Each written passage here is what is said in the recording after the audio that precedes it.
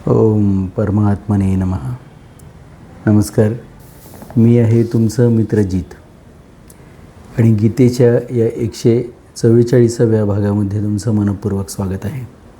अध्याय 3, श्लोक 27.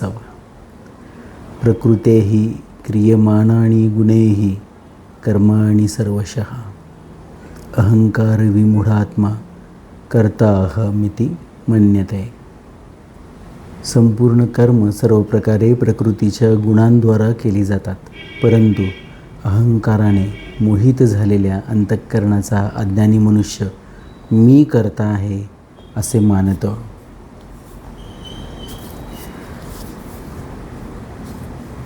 प्रकृतीच्या गुणांनी सर्व क्रिया सर्वशः केल्या जातात. अहंकार झालेला मूर्खात्मा तोच त्या क्रियांचा कर्ता आहे असे मानतो. गीतेमध्ये हा एक श्लोक जरी व्यवस्थित समजला तरी संसाराच्या या भवसागरातून आपण पार पडू.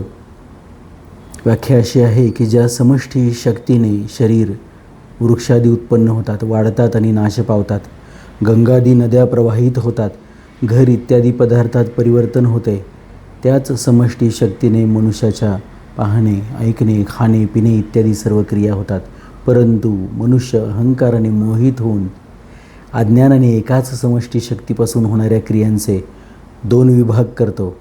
एकतर आपोआप होणाऱ्या क्रिया जसे शरीर तयार होणे, भोजन पचणे इत्यादी, आणि दुसऱ्या ज्ञानपूर्वक होणाऱ्या क्रिया जसे पाहणे, बोलणे, जेवणे, करणे इत्यादी.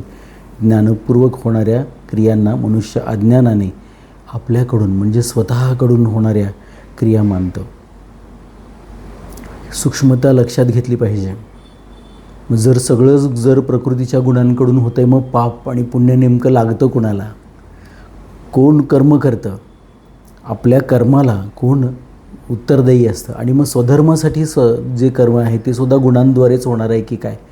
हा जो विषय आहे त्या सगळ्या संशयांना इथे उत्तर आहे हे लक्षात घेतलं पाहिजे की क्रिया ह्या गुणांच्याद्वारेच होतात. प्रकृतीपासून उत्पन्न झालेल्या गुणांचे म्हणजे सत्व, रज आणि तम कार्य असल्यामुळे बुद्धी, अहंकार, मन, पंचमहाभूते, 10 इंद्रिये आणि इंद्रियांचे शब्दादी 5 विषय, शब्द, रस, रूप, गंध हे देखील प्रकृतीचे गुण म्हटले जातात. प्रकृतीचे गुण आहेत हे. उपरोक्त पदातून भगवान स्पष्ट करतात की संपूर्ण क्रिया मग त्या समष्टीच्या असोत अथवा व्यष्टीच्या असोत प्रकृती गुणांद्वारेच केल्या जातात. स्वरूपाकडून नव्हे, आत्म्याकडून कोणतेही कार्यकृती होत नाही. तो निर्गुण निराकार आहे हे समजून घेतलं पाहिजे. म्हणून परमात्म्याने ही सृष्टी निर्माण केली का? नाही. परमात्म्यापासून निर्माण झाली का? हो. समजून घेतलं पाहिजे. आणि तरीही कोणतंही कर्तव्य नसलेला भगवंत कार्य करत राहतो. तो त्रिगुणांपासून मुक्त आहे, विकारापासून मुक्त आहे. आपल्याला सहज समजण्यासारखं आहे की गुण म्हणजे, जर वैद्यकीय भाषेमध्ये जर मी म्हटलं की हार्मोन्स आणि त्यांचा बॅलन्स, इम्बॅलन्स हा जो काही विषय आहे त्यातून कोणत्या तरी गुणाचा प्रभाव होतो किंवा प्रादुर्भाव होतो. जास्त वाढतो एखादा गुण आणि मग तशा प्रकारची ती सात्विक आहे, राजसिक आहे, तामसिक वृत्तीची ती व्यक्ती आहे असं आपण म्हणतो. प्रत्यक्षात सर्वांच्यामध्ये सर्व काळ हे तिन्ही गुण विद्यमान असतात. कुणामध्ये त्याचा समतोल बिघडलेला असतो. तो समतोल साधण्यासाठी अनंत प्रकारच्या साधना सांगितलेल्या आहेत, लक्षात घ्या. मुळात समतोल का बिघडतो ते या ठिकाणी हे जे सांगितलेलं आहे ते आपल्याला न समजल्यामुळं, की आत्मा हा निर्लिप्त आहे, त्याला हे गुण लिप्त करत नाहीत हे लक्षात घेतलं पाहिजे. तो स्वतंत्र आहे, मुक्त आहे, परंतु आपल्याला वाटतं तो बंधनात आहे. आत्मा तो कधीच बंधनात असू शकत नाही. ही गोष्ट आपल्या लक्षात येत नाही, हे समजून घेतलं पाहिजे. अहंकार विमूढ आत्मा म्हणजे काय? अहंकाराने विमूढ म्हणजे मूर्ख झालेला आत्मा म्हणजे विमूढ आत्मा म्हटलेला आहे. आत्म्याला इथे विमूढ म्हटलेलं नाही, पण ज्या गुणाशी त्यांनी संयोग केलेला आहे त्यांनी तो विमूढ आत्मा झालेला आहे. जसं जीवात्मा असतो तसा विमूढ आत्मा. अहंकार ही अंतःकरणाची एक वृत्ती आहे, मनाचे मुख्य 4 कप्पे आहेत, 4 वृत्ती: मन, बुद्धी, चित्त आणि अहंकार. हा अहंकार आहे, तो मनाची वृत्ती आहे. स्व म्हणजे स्वरूप, त्या वृत्तीचा ज्ञाता आहे, त्या स्वरूपाला समजतं की ही अहंकार आहे, तो त्याचा ज्ञाता आहे, हे लक्षात घेतलं पाहिजे. परंतु अज्ञानाने स्वशी त्या वृत्तीचा संबंध जोडणे, अर्थात त्या वृत्तीलाच आपले स्वरूप मानल्याने हा मनुष्य विमूढात्मा म्हणविला जातो. त्या वृत्तीला मी रागीट आहे, म्हणजे हा रागीट असणं ही माझी वृत्ती आहे असं त्याला वाटतं. परंतु आपल्याला ही गोष्ट लक्षात घेतली पाहिजे की एखादी रागीट व्यक्तीसुद्धा काहीतरी घडल्यानंतर, बाहेर काहीतरी घडल्यानंतर ती विकोपित होते, तिच्या मनामध्ये संताप निर्माण होतं. याचा अर्थ ज्यावेळेला तशा प्रकारची घटना घडणारच नाही किंवा त्या घटनेचा परिणाम ह्याच्या मनावर जर होणार नाही तर त्याची वृत्ती रागीट नाही, हे लक्षात घेतलं पाहिजे. तो शांतच असतो एरवी. जेव्हा काहीतरी तसा प्रकारचं ते राग उत्पन्न करणारं बाहेर काहीतरी घडतं आणि त्याचा परिणाम मनावरती होतो, तेव्हा तो चिडतो. याचा अर्थ त्याची वृत्ती रागीट आहे नाही, तो त्याच्या आत्म्याचा तो प्रतिबिंब असल्यामुळं तो आत्म्यासारखा शांतच असतो, परम शांत असतो, हे लक्षात घेतलं पाहिजे. परंतु बाह्यातकारी मात्र बाहेरच्या अनेक गोष्टींचा परिणाम तो करून त्याला वाटतं की ही वृत्ती म्हणजेच मी आहे. रागीट असणं हा माझ्या स्वभावाचा गुणधर्म आहे आणि तो माझ्यापासून जर दूर केला तर मग मी कुठला, माझं व्यक्तिमत्वच नष्ट होऊन जाईल. पण व्यक्तिमत्व म्हणजे तुम्ही नव्हेच, तुम्ही आहात अजर, अमर, निर्गुण, निराकार, अव्ययी, अविनाशी आत्मा. ज्याप्रमाणे शरीर पहा इदम हे आहे, तसेच अहंकारही इदम आहे. म्हणजे हे इदम म्हणजे कधीही अहम म्हणजे मी होऊ शकत नाही असा सिद्धांत आहे. हे जे आहे ते मी होऊ शकत नाही, कारण हे दिसतंय, माझा हात म्हणजे मी नव्हे, हा माझा हात आहे, हे लक्षात घेतलं पाहिजे. माझा चेहरा म्हणजे मी नव्हे, हा माझा चेहरा आहे, म्हणजे मी ह्या चेहऱ्यापासून काहीतरी वेगळं आहे, हे आपल्या वाक्यातच दिसून येतं. माझं शर्ट म्हणजे मी शर्टपासून वेगळा आहे, हे समजून येतं. भले तुम्ही 100 वर्षानंतर हा चेहरा बदलाल, खरं सांगायचं तर तो रोजच बदलत असतो. सकाळचा जो तुम्ही उठलेला चेहरा आहे तो एकदा आरशात तुम्ही पाहता ज्यावेळेला उठल्या तर तो कसा असतो, तोच चेहरा घेऊन तुम्ही घराबाहेर पडता का, हे खरं मनापासून सांगा. म्हणजे व्यक्तिमत्वसुद्धा ही परिवर्तनशील गोष्ट आहे, सातत्याने बदलणारी गोष्ट आहे. तोच चेहरा घेऊन तुम्ही घरी परत येत नाही संध्याकाळी, किंवा स्वयंपाकघरात किंवा दुसऱ्या कोणत्याही कामासाठी तुम्ही जे काही घर हाऊस मेकिंग म्हणतात, खूप सुंदर शब्द आहे. घर सांभाळणं हे सगळ्यात मोठी जबाबदारी आहे आणि सगळ्यात थँकलेस काम आहे हे. म्हणजे कुणी त्याच्याबद्दल तुमचे आभार मानत नाही, परंतु ते नाही केलं तर हा सृष्टीचा गाडा हा संपूर्णपणे हे जे समाज जीवन आहे ते कोलमडून पडेल, लक्षात घ्या. त्याचा कणा आहे स्वयंपाकघरामध्ये काम करणारी आमची माता भगिनी, एखादा भाऊसुद्धा ते सांभाळतात ना, त्यांच्या हातात ह्या सृष्टीच्या विकासाची दोरी आहे.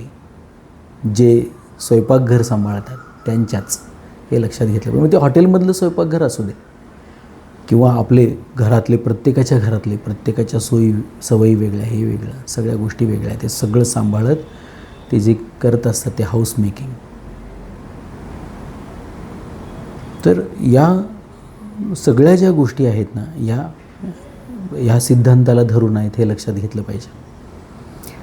जेव्हा मनुष्य अज्ञानाने इदमला अहम अर्थात हेला मी मानतो, तेव्हा तो अहंकार विमूढ आत्मा म्हणविला जातो. हा मानलेला अहंकार क्रिया केल्याने नाहीसा होत नाही, कारण क्रिया करण्याविषयी देखील अहंकार राहतो. मानलेला अहंकार नष्ट होऊ शकतो अस्वीकृतीमुळे, अर्थात न मानल्याने. ह्याचा करता करविता भगवंत तू आहेस, आई जगदंबे तू आहेस, ही शिवशक्ती आहे. प्रकृती आणि पुरुष आहेत, हे समजून घेतलं पाहिजे. हे शिकायचं आहे पुढे वेगळ्या वेगळ्या पद्धतीने आत्म्याचं प्रकृती पुरुषाशी नातं. पुरुष कोण आहे, प्रकृती कोण आहे, हे लिंगवाचक शब्द नव्हेत, हे समजून घेतलं पाहिजे. ही तत्व आहेत. प्रकृती ही तत्व आहे, पुरुष हे तत्व आहे. प्रकृती पुरुषात असते नरामध्ये, तर पुरुषत्व नारीमध्ये पण असतं, किंवा प्रकृती पुरुष हे दोघांच्याही शरीर म्हटल्यानंतर ते विद्यमान आहेत हे लक्षात घेतलं पाहिजे. अत्यंत प्रसन्न होऊन स्वामीजी या ठिकाणी 2 विशेष गोष्टी सांगणार आहेत. पहिली वाचूया. अहम 2 प्रकारचा असतो. वास्तविक आधाररूप अहम, म्हणजे ज्याला या ठिकाणी वास्तविक अहम म्हटले आहे तो वास्तविक अहम नाही, तर सतरूप चित्रूप तत्व आहे. त्याला वास्तविक अहम यासाठी म्हटले आहे की तो कधी बदलत नाही, पण अवास्तविक अहम मात्र बदलत असतो. जसे एखादी अशिक्षित व्यक्ती म्हणते की मी मूर्ख आहे, अशिक्षित आहे, आणि तीच व्यक्ती सुशिक्षित झाल्यावर म्हणते की मी विद्वान आहे, सुशिक्षित आहे. अशा प्रकारे अहमच्या बदलण्याने सुद्धा आपली सत्ता म्हणजे मी आहे बदललेली नाही हे लक्षात घ्या. आता उदाहरणार्थ माझ्याचबद्दल बोलायचं झालं तर मी विधिज्ञ आहे, मी मुलगा आहे, मी पिता आहे, मी पती आहे. या सगळ्यामध्ये मी आहे हे समान आहे. मधल्या ज्या भूमिका आहेत त्या बदलत राहत आहेत सारख्या. मी आहे हे सगळीकडे कॉमन, आपलं अस्तित्व हे कॉमन आहे शरीर म्हणून, लक्षात घ्या. तर या ठिकाणी ते सांगतात, म्हणून मानलेल्या अहमबरोबर सदा राहिल्यानेच त्या सत्तेला वास्तविक अहम म्हणतात. मानलेल्या अहमचा त्याग केल्याबरोबर, अर्थात तेथून दृष्टी बाजूला होताच तो वास्तविक अहम सच्चिदानंद स्वरूप होतो. आता आपल्याला ही गोष्ट समजून घेतली पाहिजे. ज्यावेळेला साधुसंत, अनुभूती घेतलेले साक्षात्कारी पुरुष असं म्हणतात, अहम ब्रह्मास्मी, को अहम सो अहम. कोण आहे? मी कोण आहे? अहम कोण आहे? म्हणजे अहम म्हणजे इथे मी कोण आहे विचारतात. को अहम, उत्तर आहे सो अहम, तो मीच आहे जो सृष्टीचा निर्माता आहे, निर्गुण निराकार अजन्मा अजर असा आत्मा मी आहे, तो मीच आहे. हा जो अहंकार आहे, पहा, मी अमुक आहे, मी तमुक आहे, मी हे आहे, मी ते आहे, हा अवास्तविक अहंकार आहे, कारण तो बदलत राहतो. परंतु जर खरा अहंकार तुम्हाला असेल आणि तुम्हाला ते कळालेलं असेल की मी निर्गुण निराकार आत्मा आहे, तर तो अहंकार हा लक्षात घेतलं पाहिजे की वास्तविक आहे, आणि तो अहंकार हा आध्यात्मिक अहंकार आहे.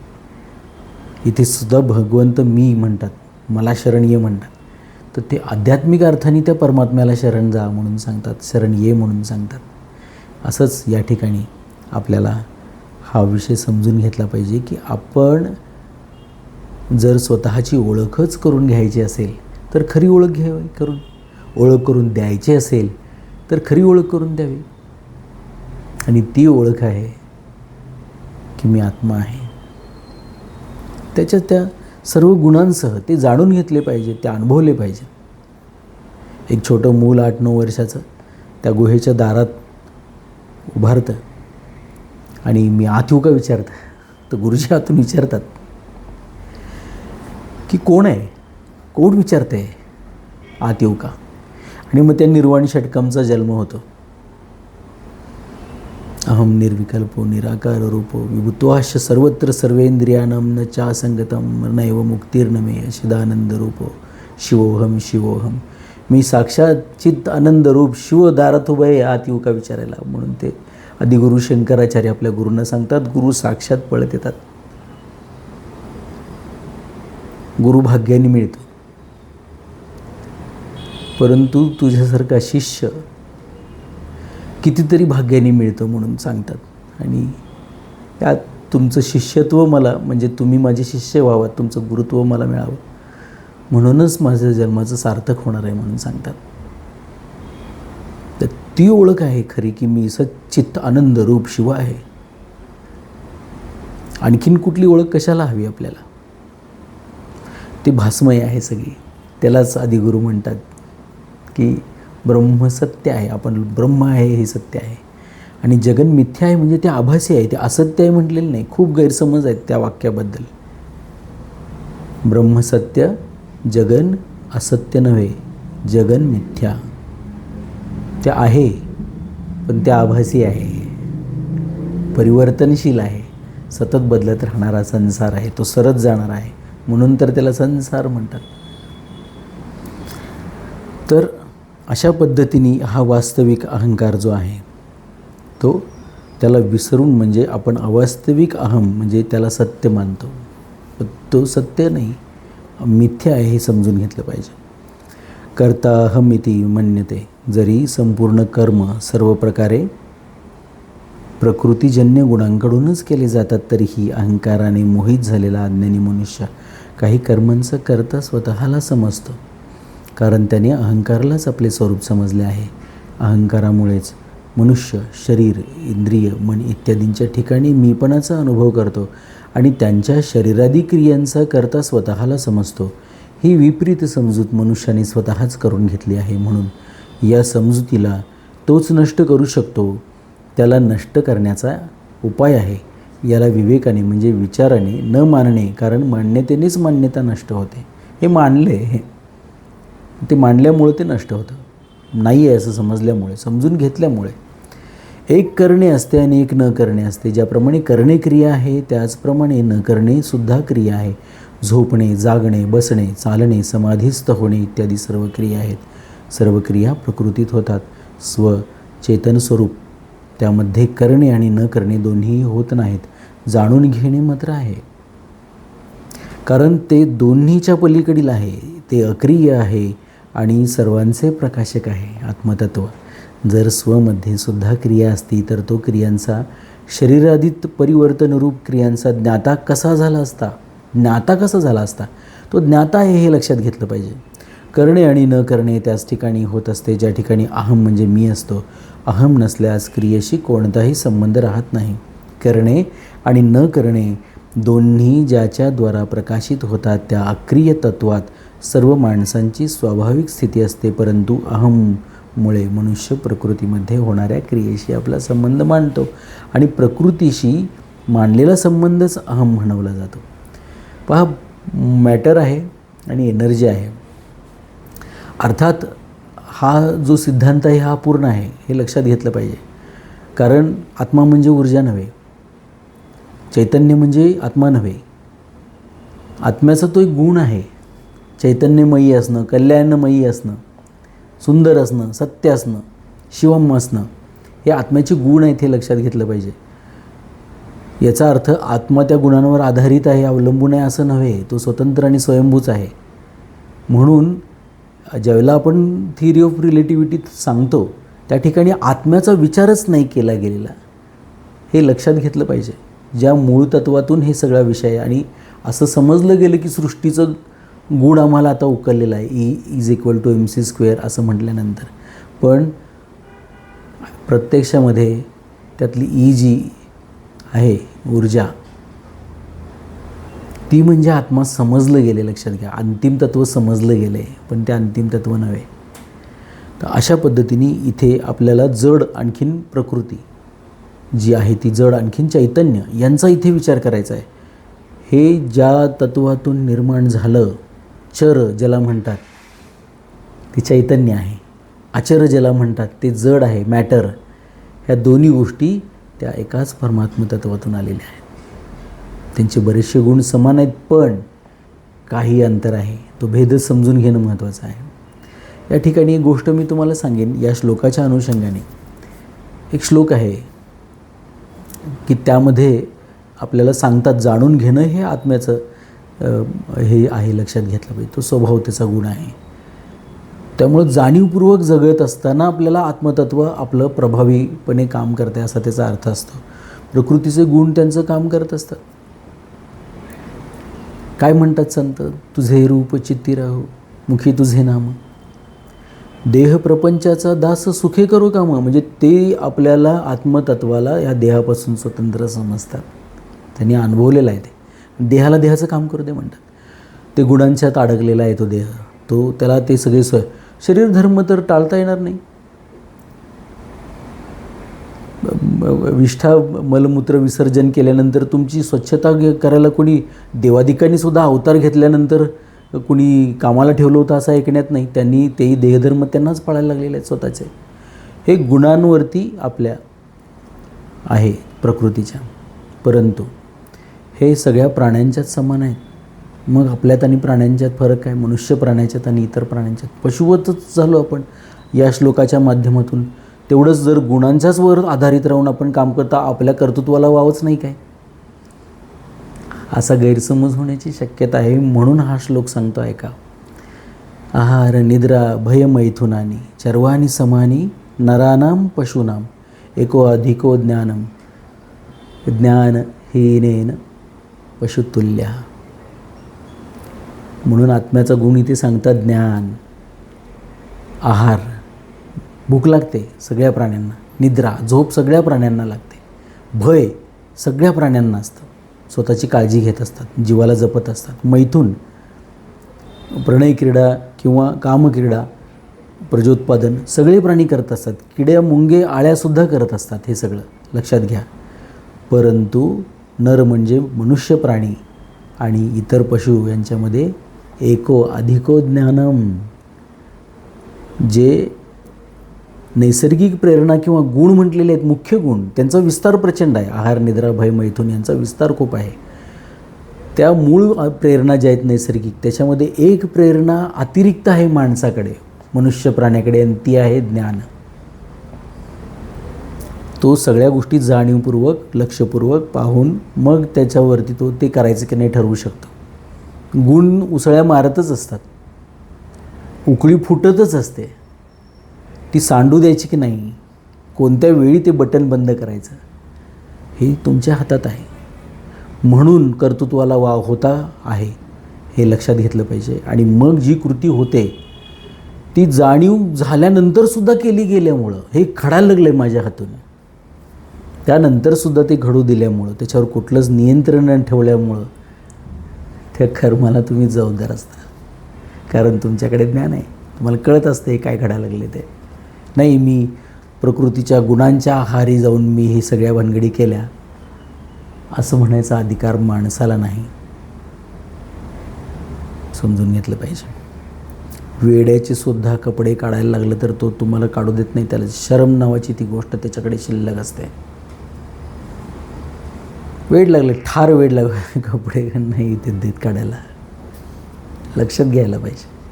हिप्नोटिझमच्या सुद्धा अवस्थेमध्ये सगळं करायला तयार होतात, कपडे काढायला तयार होत नाही. आपण समजून घेतलं पाहिजे ह्या गोष्टी. याचा अर्थ नियंत्रण तुमच्या हातात आहे त्यांचं, गुणांचं, कारण ज्ञान आहे आपल्याला. इतर प्राण्यांनी केलं ते सुद्धा नाही करत. तुम्ही पहा, प्राणीसुद्धा नाही करत, ते सुद्धा बांधलेले आहेत निसर्गाच्या नियमाने, गुणांनीच बांधलेले आहेत म्हणा. परंतु समज असते प्राण्याला, पाळीव प्राण्यांना असते, जंगलातल्या प्राण्यांना असते. भूक लागल्याशिवाय शिकार नाही करत. विनाकारण शिकार करून संग्रही ठेवले ते आणि मग 2 आठवड्यांनी महिन्यांनी खाल्ले असं कधीच दिसणार नाही. भूक लागली की बाहेर पडतात, 8-8 दिवस शिकार मिळतसुद्धा नाही असं होतं. भूक लागल्याशिवाय शिकारीला बाहेर पण पडत नाहीत प्राणी. लक्षात घेतलं पाहिजे. हे झालं मांसाहारी प्राण्यांचं. शाकाहारी प्राण्यांचंही तसंच आहे. सगळं कुरण समोर दिसत असलं तरी त्यांचं ते ठराविक अन्न झाल्यानंतर ते जाऊन रवंथ करतात, एका बाजूला जाऊन बसतात, तेच खाल्लेलं ते व्यवस्थित पचवतात. पहा, अतिरिक्त खात नाहीत, आहेत मग उद्याचं पण खाऊन घेऊया आज, ही प्रवृत्ती काही माणसातच आढळते. उपलब्ध आहे म्हणून खाल्लं जातं. तर अशा पद्धतीने जाणीवपूर्वक ज्यावेळेला आपण जगायला लागतो त्यावेळेला ते ज्ञान जागं असतं, ती प्रेरणा जागी असते. आणि मग ह्या सगळ्या प्रकृतीच्या गुणांवरती आपलं लक्ष असतं. ते काय करतायत आणि काय नाही करतात, आणि मग त्यांना ते करू द्यायचं की नाही, या गोष्टी हे ज्ञानी ठरवतो. तो प्रकृतीच्या गुणांच्या आहारी नसतो. प्रकृतीचे गुणच सगळं करत असतात. परंतु हा मुद्दा लक्षात ठेवला पाहिजे. आणखीन एक विशेष गोष्ट स्वामीजी सांगतात की ज्याप्रमाणे समुद्राचाच एक अंश असल्याने लाटा आणि समुद्राची जातीयता एकच आहे, एकता आहे. अर्थात ज्या जातीची लाट आहे त्याच जातीचं समुद्र आहे. त्याचप्रमाणे संसाराचाच एक अंश असल्याकारणाने शरीराची संसाराशी जातीय एकता आहे. मनुष्य संसाराला तर मी मानत नाही, पण चुकीने शरीराला मात्र मी मानतो. ज्याप्रमाणे समुद्र वाचून लाटेचे स्वतःचे कोणतेच स्वतंत्र अस्तित्व नसते, त्याचप्रमाणे संसार वाचून शरीराचे स्वतःचे कोणतेच अस्तित्व नाही. म्हणून इथेच निर्माण झालेले हे शिल्प म्हणा भगवंतानी केलेलं सुंदर शिल्प, प्रत्येकाचं शरीर इथेच नष्ट होणार आहे हे लक्षात घेतलं पाहिजे. समुद्रातून आलेली ही लाट या समुद्रातच परत मिसळून विरघळून संपणार आहे हे लक्षात घ्या. अस्तित्व तिचं परत कधीच बघायला मिळणार नाही, समजून घेतलं पाहिजे. तेव्हा त्याचे ठिकाणी अनेक प्रकारच्या कामना उत्पन्न होऊ लागतात पहा. परंतु अहंकाराने मोहित झालेला मनुष्य जेव्हा शरीराला मी मानतो, आपले स्वरूप मानतो, तेव्हा त्याचे ठिकाणी अनेक प्रकारच्या कामना उत्पन्न होऊ लागतात. ज्याप्रमाणे मला स्त्री, पुत्र, धन इत्यादी पदार्थ मिळावेत, लोकांनी मला चांगले समजावे, माझा मानसन्मान करावा, इतरांनी माझ्या मानण्यानुसार वागावे इत्यादी, त्याचे याकडे लक्षच जात नाही की शरीराला आपले स्वरूप समजून मी अगोदरच बांधला गेलो आहे. आता कामना करून अधिक बंधन वाढवित आहे, स्वतःला भयंकर अशा संकटात लोटत आहे. बाप माझ्याकडे शर्ट घातलेला आहे किंवा इथे छोटा माईक लावलेला आहे, हा म्हणजे मी आहे? नाही होऊ शकत. आपल्याला माहिती आहे हे शरीर मी कुठून तरी उधार घेतलेलं आहे आणि ते कुठेतरी परत मला द्यायचं आहे. कधी ना कधीतरी ते मला सोडून जाणार आहे आत्म्याला, किंवा आत्मा ह्या शरीराचा त्याग करणार आहे. दोन्हीचा अर्थ एकच आहे. हे माहीत असून आपल्याला ते कळत नाही, कळतं पण वळत नाही. लक्षात घ्या. अशा प्रकारच्या संभ्रमावस्थेमध्ये सातत्याने जगण्यात काय अर्थ आहे? आयुष्याच्या अंतापर्यंत ध्येयच सापडलेलं नसतं, आयुष्याच्या अंतापर्यंत स्वधर्मच सापडलेला नसतो, आयुष्याच्या अंतापर्यंत त्या स्वरूपापर्यंत पोहोचताच आलेलं नसतं. मी काय आहे हेच कळालेलं नसतं मला. तर या सगळ्या ज्या गोष्टी आहेत ना, या आपल्याला या पद्धतीने इथे फसवणारे आहेत हे लक्षात घेतलं पाहिजे. आपणही त्या फसवणुकीला बळी पडतो. दोष आपला आहे, किंवा मग गुणांचा खूपच प्रभाव झाल्यामुळे आपल्याला आत्म्याचं दर्शनच झालेलं नाही, स्वरूपाचं दर्शनच झालेलं नाही, असं झालेलं असू शकतं.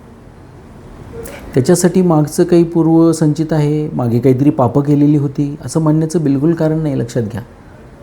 कारण अध्यात्म नावाचा हा दिवा असा दिवा आहे, किंवा कोणताही दिवा, ज्ञानाचा दिवा, एखाद्या गुहेमध्ये हजारो वर्ष अंधार असला तर तिथे प्रकाश होण्यासाठी एकदा काडी ओढल्यानंतर येणारी परत हजारो वर्ष वाट नाही पाहावी लागतात. क्षणार्धात उजेड होतो, तिथे प्रकाश होतो. तर पूर्वसंचिताचं काही असू दे, तुम्हाला अनेक लोक कुंडली बघून हस्तरेषा, कपाळावरच्या रेषा, पायावरच्या रेषा पण काही तज्ज्ञ लोक बघतात. काही लोक भासवतात तज्ज्ञ असल्याचं, त्यांचं प्रमाण खूप जास्त आहे. अवडंबर असं असतं की आपल्याला वाटतं की हे खरंच तज्ज्ञ आहेत, पण प्रत्यक्षात अवडंबर असतं त्यांनाच त्यांचं स्वतःचं काही कळत नसतं. अशी परिस्थिती असते. त्यामुळं आत्म्याशी आपली जवळीक असणं, परमात्म्याशी आपलं नातं असणं, याच्यासारखा काय उपाय आहे? तापत्रय विनाशायी म्हटले या भगवान श्रीकृष्णाला, परमात्म्याला. 3 ताप, आदिभौतिक, आदिदैविक, आध्यात्मिक. 3 तापांचा विनाश करणारा आहे हा भगवंत. कशाला पाहिजे तुम्हाला ज्योतिषी, हस्तरेषा तज्ज्ञ? शरण जा. अवघड आहे, पण तेच योग्य आहे. काही जणांसाठी ते सोपंही असतं. भगवंताला आई मानलं, बाप मानलं, सोपी होत्यात सगळ्या गोष्टी. आणि तर आहेतच ते, जे त्यांचं खरं जे आहे स्वरूप, ते त्यांना तसं मानणं, त्यांनी खूप कामं सरळ होतं. तोच जर मापदंड असेल तर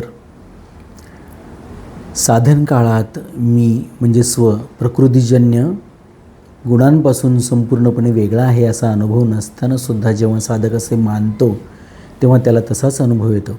अशा प्रकारे जसे तो चुकीच्या मान्यतेने बांधला गेला होता तसेच योग्य मान्यता करून मुक्त होतो. कारण मांडलेली गोष्ट न मांडल्यामुळेच नाहीशी होते, हा सिद्धांत आहे.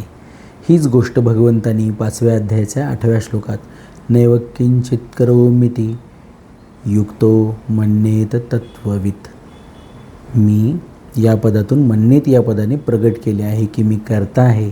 या अवास्तविक मान्यतेला नाहीशी करण्यासाठी मी काहीही करत नाही, अशी वास्तविक मान्यता करावी लागेल. प्रत्यक्षात सगळं करत असून ही मान्यता वास्तविक तीच आहे की मी काहीच करत नाही. आपल्याकडे या विषयावरती प्रत्यक्षात खूप म्हणजे व्यक्तिमत्व विकास, व्यवस्थापनशास्त्र वगैरे अशा काही भन्नाट भ्रामक कल्पना डोक्यामध्ये घेऊन स्वतःच्या आयुष्याचं मातेरं करणारे अनेक लोक आहेत, दुसऱ्याच्या आयुष्याचं मातेरे करणारे लोक आहेत. मी थोडं स्पष्ट बोलतो. मोटिवेशनल स्पीकर्स, इन्स्पिरेशनल स्पीकर्स, अगदी अपवादाने सुद्धा तुम्हाला त्यांच्यात फर्स्ट एड नसलेलं कोणी सापडणार नाही. ते स्वतःच खूप फर्स्ट एड असतात, कारण त्यांचा आध्यात्मिक बैठक जी आहे ना त्यांची, ती नसतेच बऱ्याचदा, किंवा ती डळमळीत असते.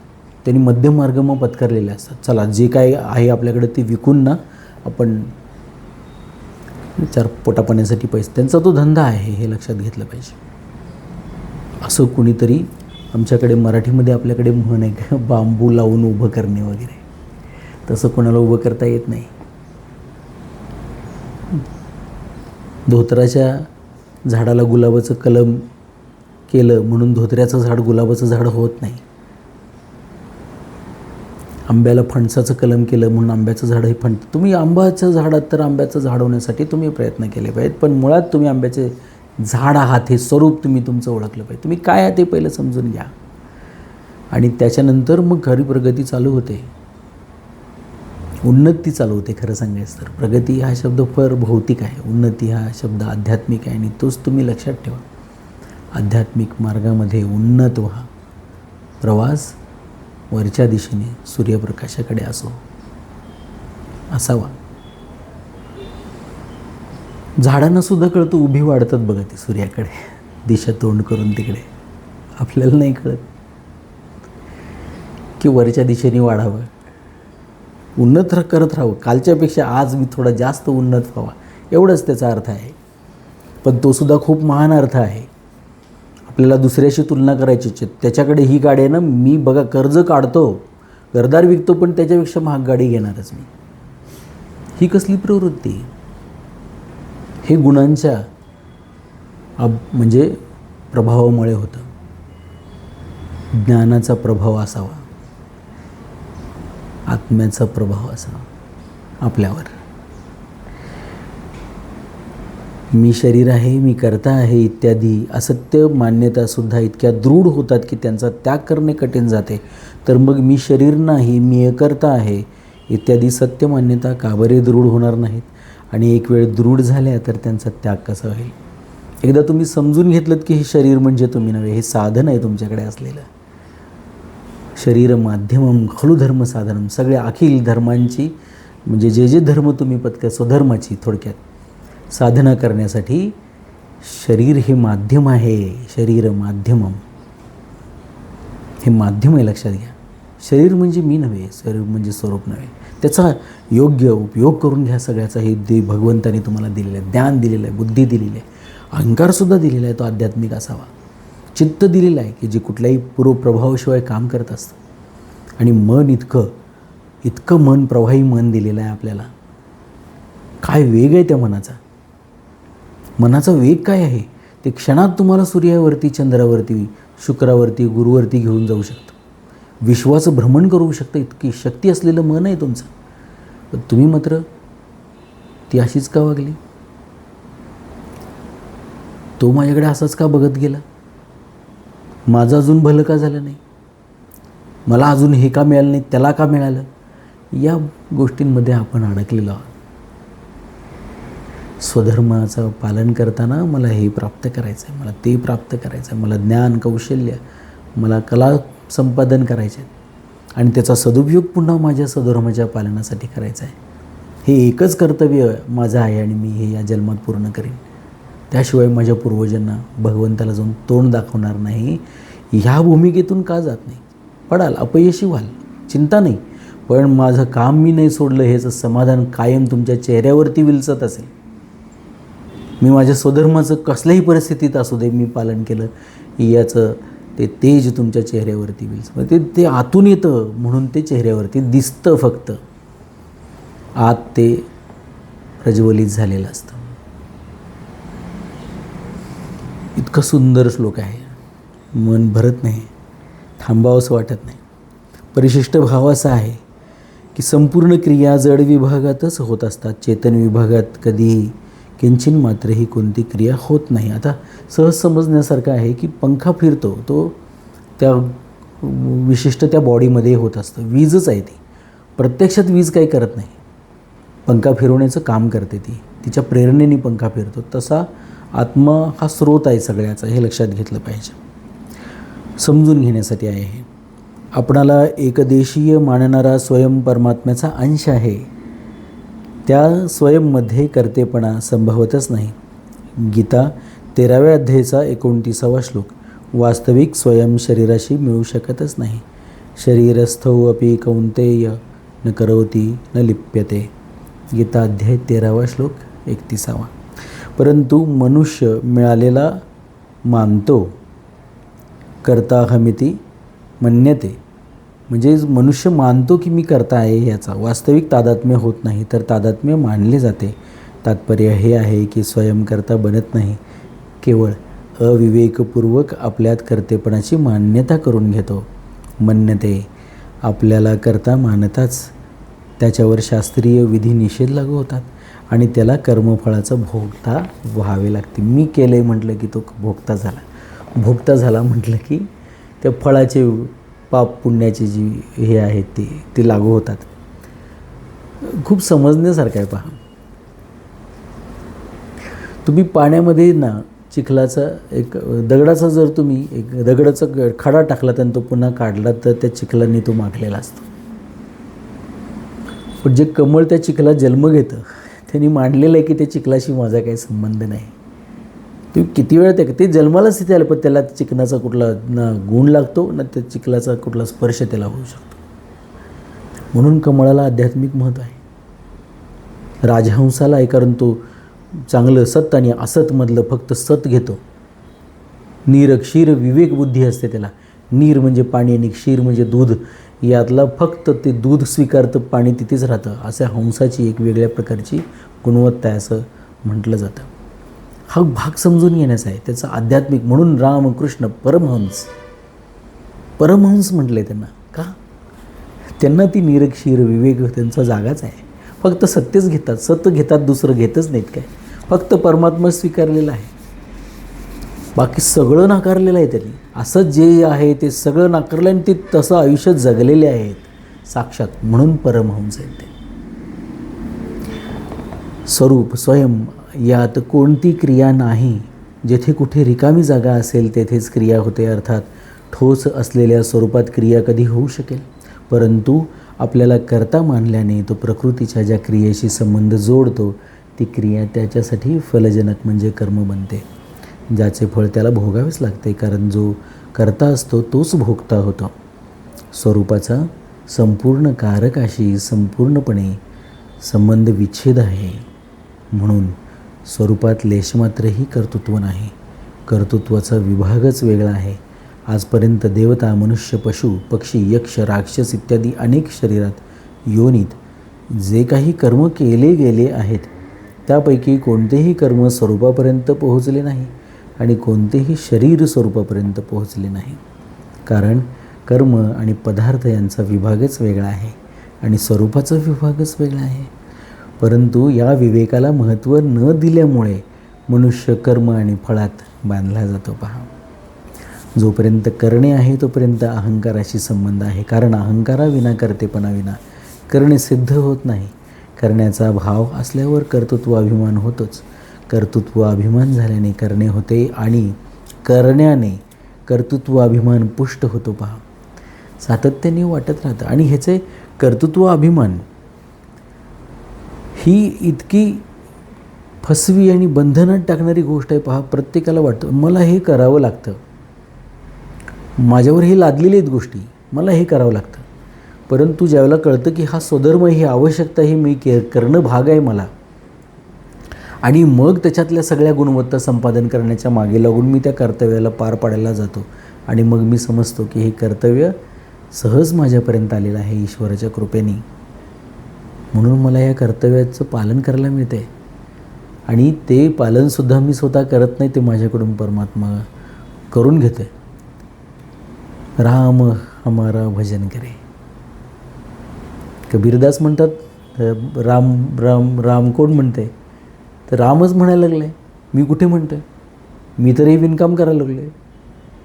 कालांतराने ते म्हणते विणकामी मी करत नाही आहे, मी नाहीच आहे, रामच आहे फक्त, परमात्माच फक्त आहे. तो तुमच्या माझ्या रूपाने प्रगट झालेला आहे, वेगळ्या लीला दाखवण्यासाठी.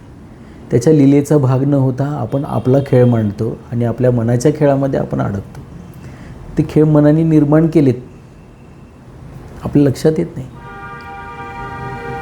खेळाचा भाग होऊ नका, जगण्याचा भाग व्हा, तर जगणं सोपं आहे. आपणच आपल्यावरती कीव करावी, आपणच आपल्याला क्षमा करावी, आपणच आपल्याला कुरवाळावं. अशा प्रकारची आपण आपली अवस्था का करून घ्यावी? बहुतांशी लोकांनी तशी करून घेतलेली असते. आपण खूप काही आपल्या घरासाठी करतो आहे, आपण खूप काही समाजासाठी करतो आहे, अशा भावनेत ते जगत असतात आणि त्याच्या बदल्यामध्ये खूप अपेक्षा असतात त्यांच्या. निराशा पदरात येते.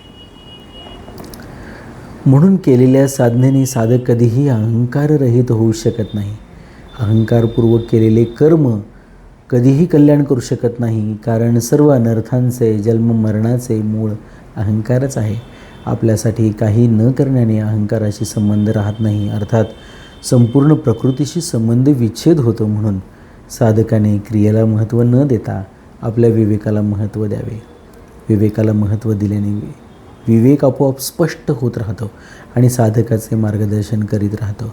पुढे चालून हा विवेकच तत्त्वज्ञानात परिणित होतो, म्हणजे तो बदलतो, परिवर्तन होतं. ज्ञान आहे, विवेक कसला? सत आणि असत ओळखण्याचा. असत काय आहे? जे परिवर्तनशील आहे, शाश्वत नाही आहे, विनाश होणार आहे, ज्याचा कधी ना कधीतरी संपणार आहे. हे सगळंच अपरिवर्तनशील आहे, ते असत आहे. आणि अशा काही अनुभूती आपल्याला आहेत, तर आपल्या लक्षात येतं की हे तत्त्व आहे आणि ही कधीच याच्यामध्ये परिवर्तन होणार नाही. ते अपरिवर्तनशील आहेत, अव्ययी आहेत, अविनाशी आहेत. ते सत आहे. सत स्वीकारायचं आणि असत नाकारायचं, असा जो विवेक आहे त्याला म्हणायचं सत असत विवेक बुद्धी, म्हणजे सत्सद विवेक बुद्धी. त्या बुद्धीची म्हणजे ज्ञानाचीच कास धरावी. जाणीवपूर्वक सगळं जे काय जगायचं आहे ते जगावं, असा सोपा विषय आहे. अजाणतेपणाने काट्यावर पाय पडला, पहा, तर हरकत नाही. पण जाणतेपणाने आपण काट्यावर पाय देतो आणि म्हणतो काटा पायात रुतला. तो काही धावत पळत येऊन का पायात रुतला? तुमचा पाय तिकडे गेला होता, तुमच्या मर्जीने.